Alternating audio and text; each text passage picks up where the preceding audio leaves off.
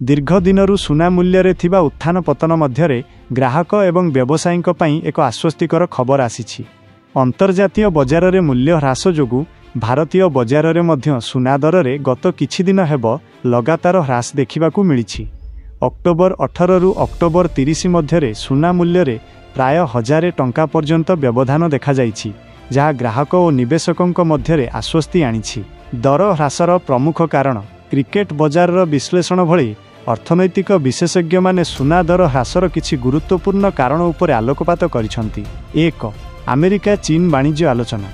अमेरिकार राष्ट्रपति एवं चीनर राष्ट्रपति सियांक मध्यरे होइथिबा बैठक परे दुई देश मध्यरे वाणिज्य नै सकारात्मक संभावना देखा देइछि। एहा विश्वस्तर रे आर्थिक स्थिरता आनिबार आशा सृष्टि करिछि, जहाँ सुना उपरे निवेशर चाहिदा ह्रास करिछि।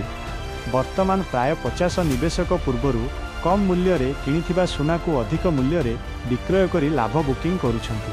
बृहत परिमाण रे सुना विक्रय हेतु बजार रे दर ह्रास घटिछि। 3. अन्यान्य कारण अमेरिका फेडराल रिजर्व, जापान एवं यूरोपीय केंद्रीय बैंकगुड़िकर आर्थिक नीति मध्य सुनार चाहिदा को पछकु ठेली देइछि। ग्राहकों पई आश्वस्ति। अक्टोबर 30 तारिखर मूल्य अनुजाई 24 क्यारेट सुना प्रति 10 ग्रामर मूल्य 21,222 टंका थिला। एही ह्रास हेतु अनेक विशेषज्ञ आगामी दिन में सुना मूल्य रे आहुरी फरु 10% ह्रास पई पूर्वानुमान करिसंती, जहाँ ग्राहकों पई किनिबाकू एक भल सुजोग आनिबो। शुद्धता एवं मूल्यांकन। सुना किनिबा समय रे ग्राहकों को सुनार शुद्धता जांच करिबा निहाती जरूरी। बीआईएस मार्क एवं लाइसेंस नंबर जांच कराजिबा उचित।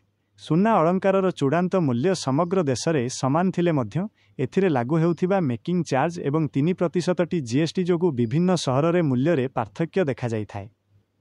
एही रिपोर्ट आपनकु सुना दर संबंधी समस्त गुरुत्वपूर्ण तथ्य प्रदान करिछि।